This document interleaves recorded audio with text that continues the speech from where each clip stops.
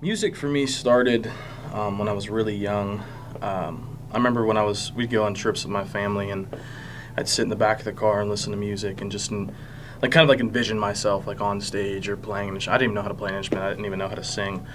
My dad is a really, really talented musician, really amazing singer. Plays the drums and playing drums for years and years and years. So he really influenced me, on picking up an instrument. So I think it was my 10th birthday. I got my first guitar.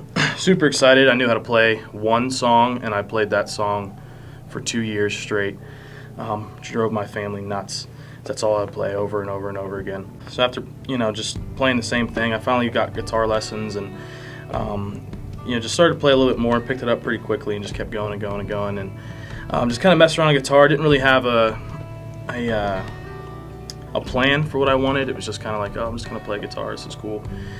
And then a few years go by, and I went to a summer camp. I remember walking and setting my bags down and almost hearing audibly, it wasn't audibly, but it was that voice down in you, and said, you'll be singing on stage by the end of this week. And I was like, there's no way. I don't sing. So I remember going throughout the week and just remembering that I heard that, and I'm like, this is nuts. So, every night at camp they have worship sessions, and I just feel like this this thing inside of me just start rising up, like, you need to do this, you need to do this, and I'm like, I'm not gonna just jump on stage and sing. That's weird. I can't. That's strange. I'm just gonna walk up there and grab a mic and start singing. That's not what's happening. So, finally, the last night, we were in a different room. It was a real big room, beautiful with stained glass windows and huge ceilings, and I remember sitting back there and God saying that tonight is the night. So I was sitting in the back. I think I was like in the back row.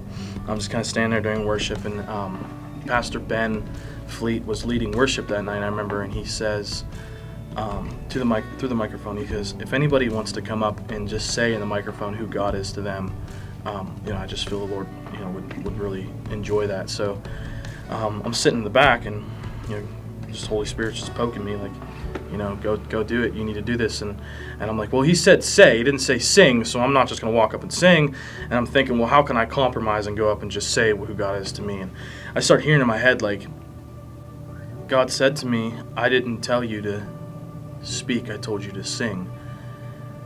And I was just like, I don't even know what to do. I remember getting real shaky, and then this girl walks up, and she starts to sing, and just opened the door for me to be able to go up and do that. And I stand there, and I started like freaking out. I walked over to my buddy, and I said, hey, dude, I feel like I'm supposed to do this, but I've never done it before. I don't know how to even step into this. And he said, bro, if God's telling you to do it, then you need to just do it. So I took the first step to walk up towards the stage, and I felt like there was almost like a wall in front of me. And I just stopped, and God was just go. So I pushed through it, and I walk up, and I told Pastor Ben, I said, I really feel like I'm supposed to sing Mighty to Save. And he goes, what key? And I was like, I have no idea. I've never done this before. I don't know how am I supposed to, he goes, well, we're going to figure it out. So I got to walk over to the microphone, and Pastor Ben stops me, and he goes, Christian, I believe that when you start to sing, there's going to be a destiny broken over your life. And I remember my knees just giving out, and I hit the ground, and I just started to cry. And I was just like, we think of this, God in the universe and Almighty, that in that moment he was so focused on what I was doing.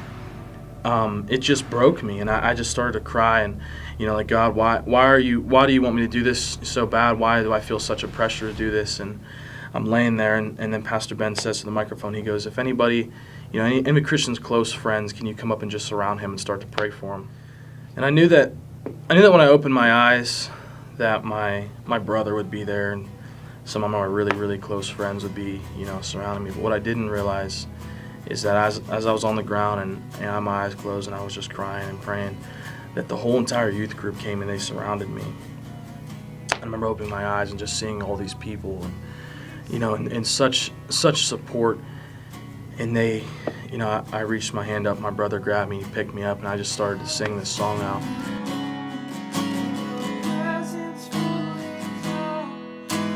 So I sang for a few minutes, and then I walked off, stage, and went to the back of the room, and service just continued. It wasn't, that moment wasn't about me specifically. It was just about what God wanted me to do.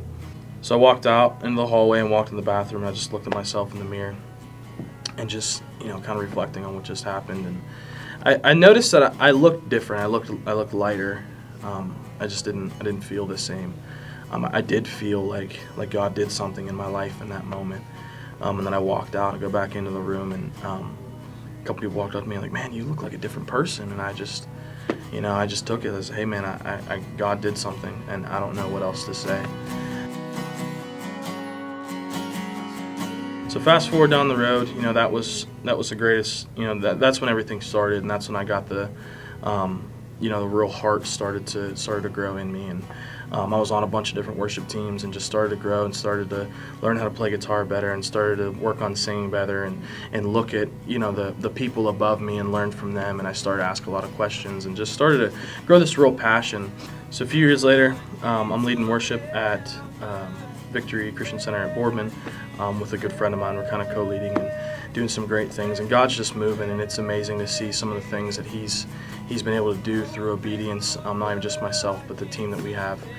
I get a message from one of the guys that works here at Teen Challenge and asked me, "Hey man, would you want to come up and just lead worship here a couple nights a week for our chapel services?" And I'm like, "Absolutely, man, that sounds awesome."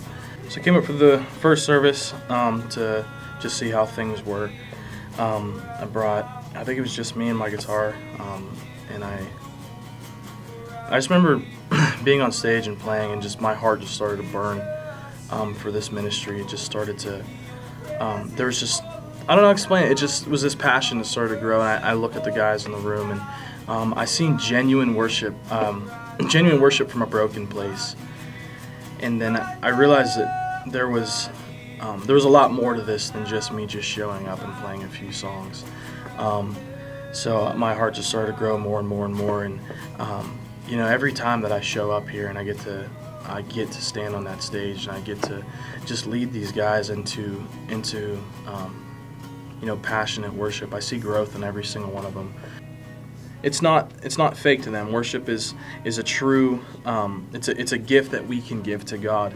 It's our ministering to Him. It's what we can do at the very least to just pour out our love back on Him for everything that He does for us, and they get that. This ministry has just set my heart ablaze to be able to come in here and just lead people and lead these guys into worship.